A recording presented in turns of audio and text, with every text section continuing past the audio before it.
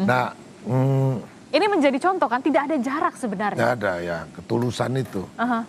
Ketulusan, genuinitas. Nah, saya ingat ya, tadi ada banyak PR ya. Kekaisaran Romawi itu ada adagium, panis et circenses. Kalau rakyat nggak ingin berontak, belikanlah panis roti, et dan circenses hiburan. Sesederhana itu cara pikirnya Imperium Romanum. Nah, harapan kita masyarakat yang dengan 21,8 yang stunting itu kan mengerikan. Kita itu diberi berkah yang luar biasa oleh Tuhan yang subur. Apa benar ya misalnya garam saja impor. Kita archipelago terbesar ya, dengan garis pantai nomor 2. Oke, kita akan lihat bagaimana Romo, Paus Fransiskus akan menaiki pesawat dari pesawat komersil milik Garuda Indonesia. Sebentar lagi kita akan lihat bagaimana Paus Fransiskus akan meninggalkan Indonesia. Tentu saja banyak pesan yang disampaikan selama kunjungan Paus Fransiskus ke Indonesia tanggal 3 sampai 6 September 2024 dan ini hari terakhir. Ya, sudah melihat bagaimana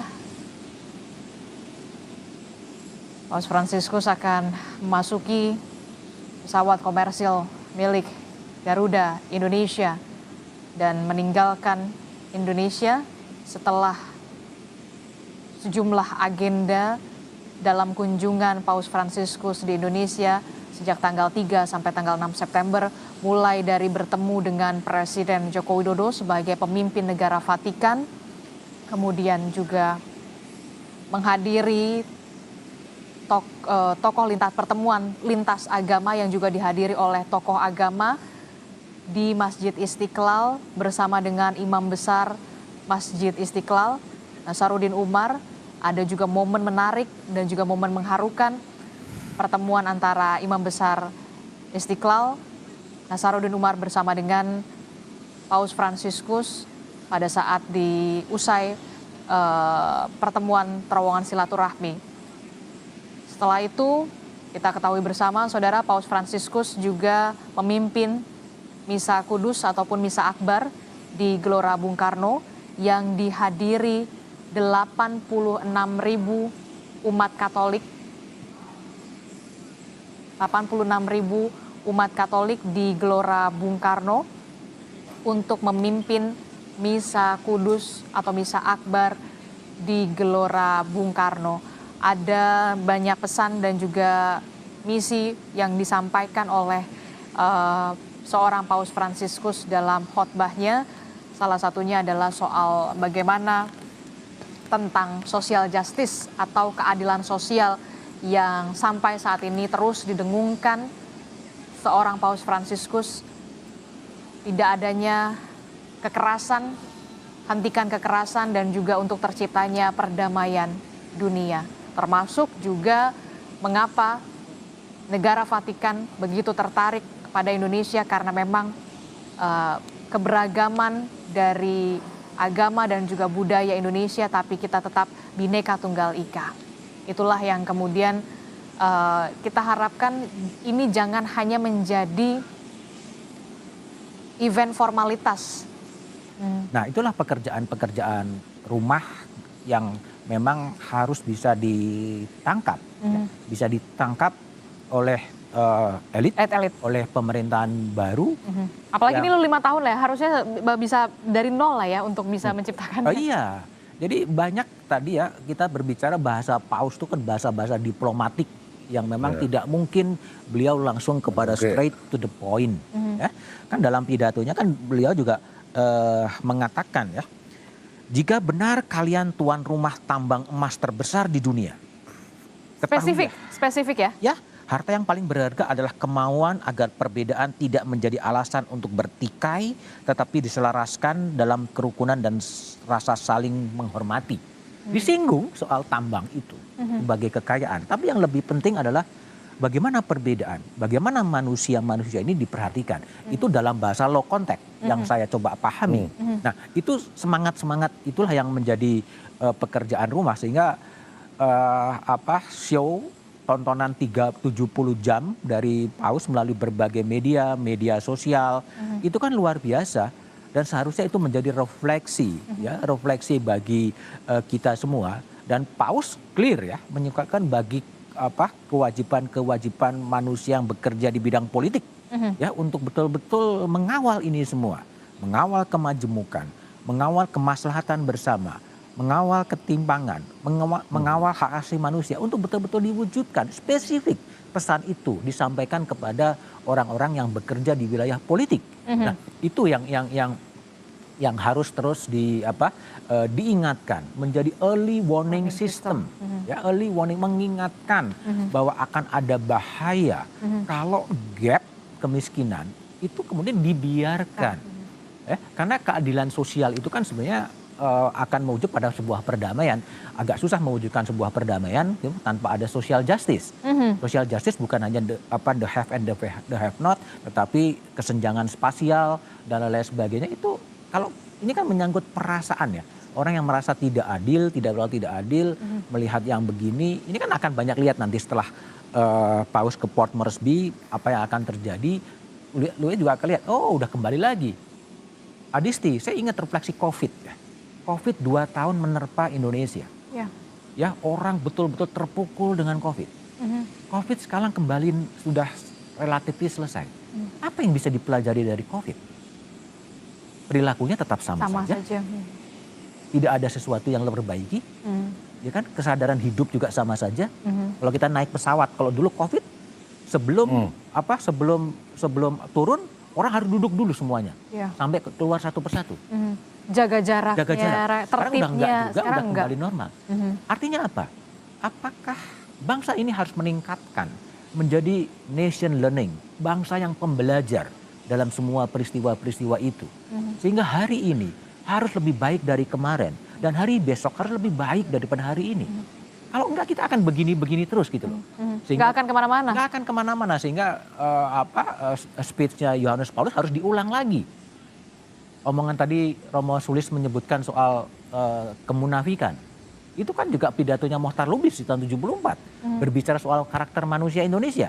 Ya sekarang masih begini-begini saja gitu loh. Nah, inilah yang menjadi bangsa pembelajar yang sesuatu hentakan-hentakan itu bisa mengubah perilaku dari masyarakat. Dan itu butuh keteladanan. Itu butuh keteladanan. Dan kita juga berharap ada keteladanan itu di pemimpin-pemimpin kita nantinya. Romo. Jelas dong. Pemimpin disumpah untuk melayani masyarakat. Pemimpin jadi begini. Kita menyebut pemimpin secara spesifik politisi ya. Negara ini hancur apa tidak bergantung politik. Pada pemimpinnya. Agama benar apa tidak tergantung pada tergantung pemimpin. Politik. Ya kan. Pendidikan baik apa tidak. Jadi sebetulnya tugas politisi itu tugas yang sangat luhur. Ya, sangat luhur. Paus juga menyebut itu. Cuman kita telah belajar juga seolah-olah politik itu perkara busuk, akal-akalan dan sebagainya. Harus kita kembalikan kepada martabat yang sangat mulia. Bagaimana kaum politisi itu betul-betul melayani masyarakat yang dengan istilah bonum commune itu. Demi kepentingan umum. Repotnya kan sekarang terjadi pembalikan seolah-olah kalau berpolitik itu harus jahat, harus kotor, harus menipu, harus munafik dan sebagainya. Padahal pada mulanya tidak demikian.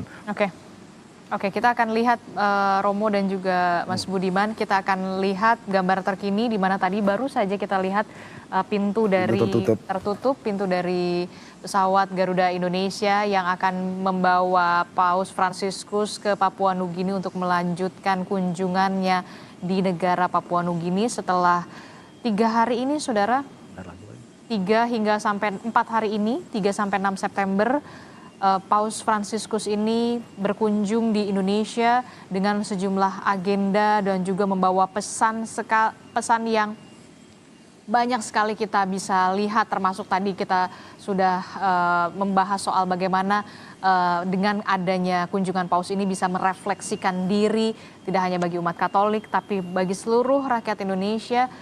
Tampak sekali antusias tadi sebelum Paus Fransiskus meninggalkan kedutaan besar Vatikan. Ini menunjukkan bahwa Paus Fransiskus ini merupakan salah satu sosok yang kemudian dinantikan oleh tidak hanya umat Katolik tapi juga tokoh lintas agama dan juga warga lintas agama lainnya, termasuk juga kerinduan akan pemimpin yang punya genuinitas di Indonesia, yang tulus untuk menyapa warga, melihat secara langsung,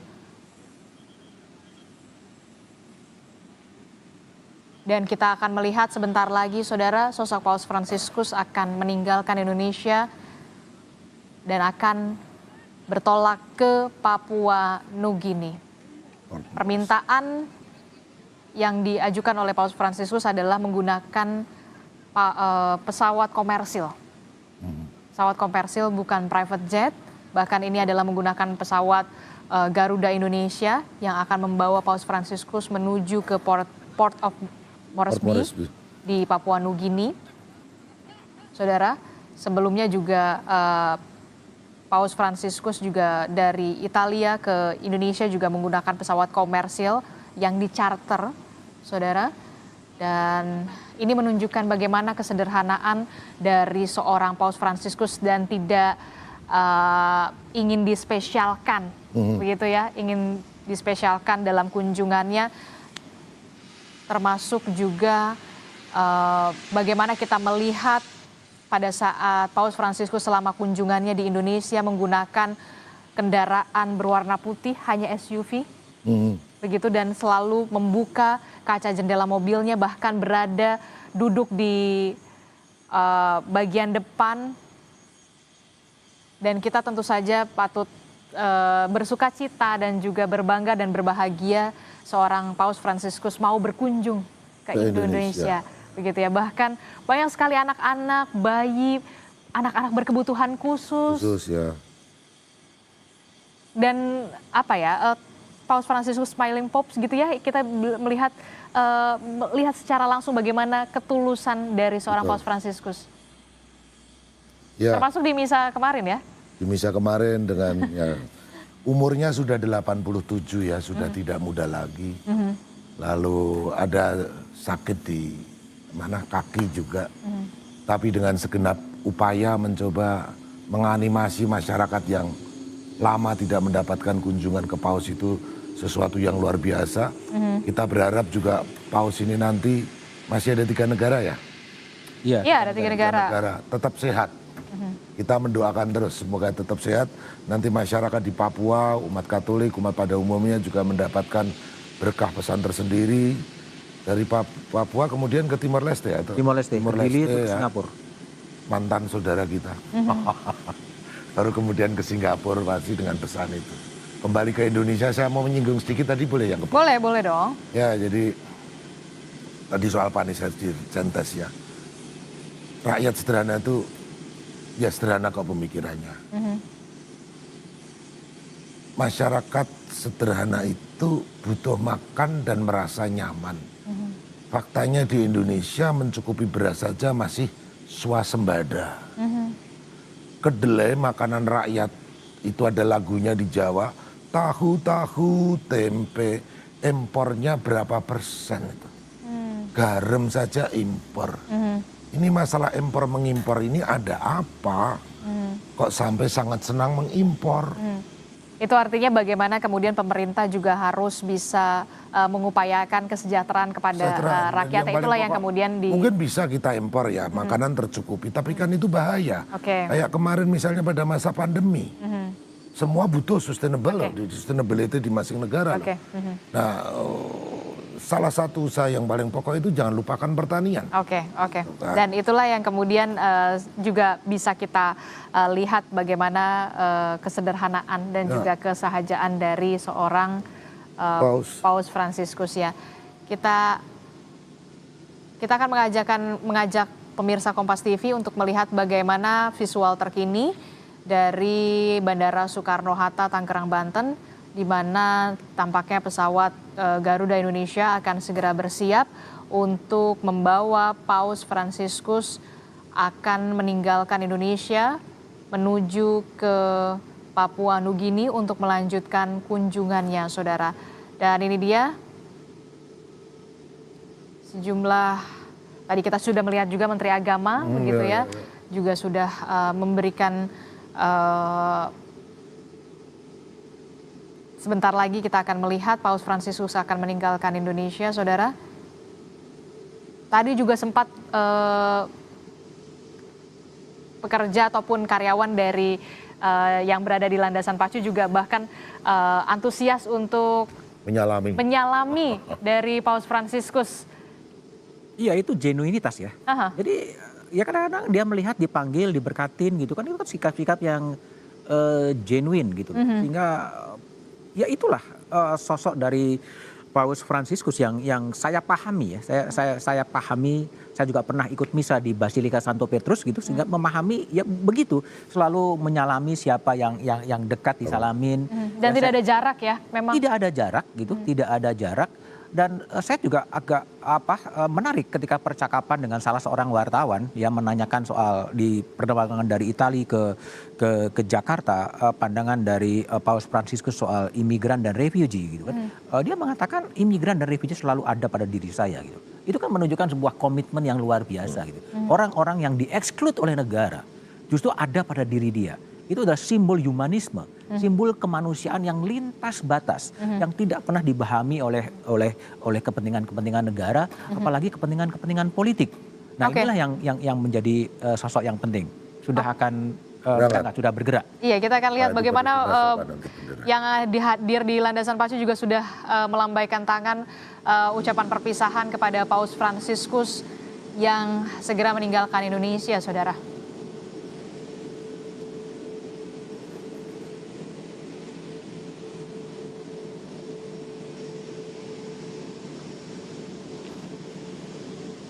Berapa jam ke pos Moresby? 6 atau berapa? Sama ke arah Papua lah. Oh ya? Hampir 8 jaman. Lama juga ya.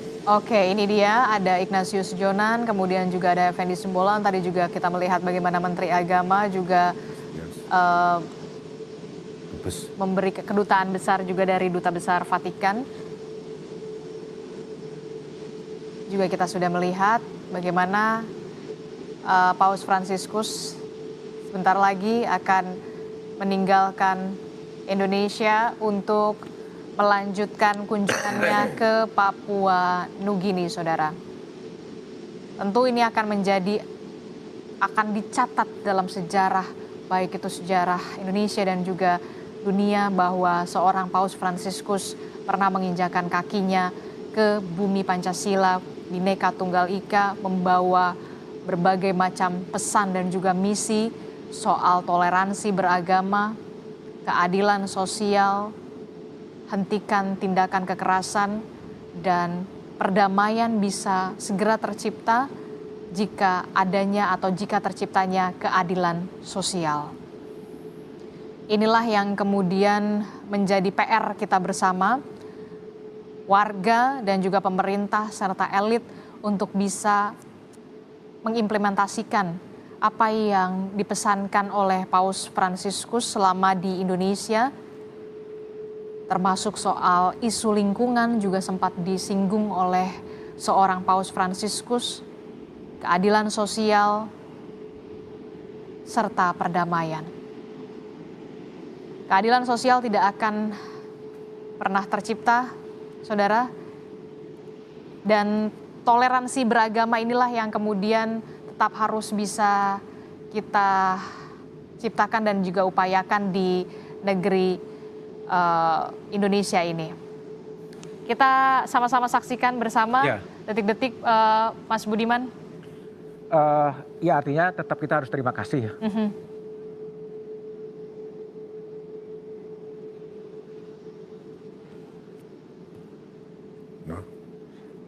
Ya, artinya apapun semuanya sudah berjalan dengan lancar, dengan baik. Ya, terima kasih kepada pemerintah Indonesia.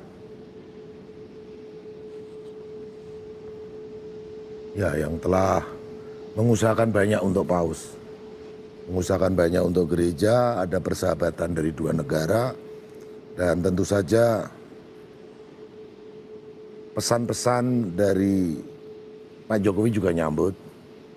Bapak Nasaruddin Umar, imam besar masjid juga memberi poin-poin. Dan Paus memberikan banyak poin, itu berarti sekali lagi itu PR untuk kita sebagai bangsa yang besar. Sebagai bangsa yang besar, archipelago nomor 1 atau nomor 2, Ya. itu luar biasa, kekayaan sudah banyak disebut. Cuman kita juga punya masalah yang sangat besar sebagai bangsa. Dan kalau tadi jangan sampai stuck. Saya hanya mau mengutip kata-kata Bung Karno, jas merah. Karena kalau bangsa yang tidak belajar dari sejarah, ya kita akan jatuh kepada pengalaman yang sama, itu lagi, itu lagi, itu lagi. Misalnya pada zaman Soeharto, itu menggunakan teori Rostow, teori pembangunan, tinggal landas dan sebagainya. Dibikin GBHN dan seterusnya. Oke. GBHN ada. Nah sekarang pemerintah mencoba membuat ada tujuan 2045 ya. Oke. Kita kembali lagi Siap. melihat bagaimana visual terkini di mana pesawat Garuda Indonesia yang akan membawa Paus Fransiskus melanjutkan lawatannya atau kunjungannya ke Papua Nugini ini akan lepas landas, saudara.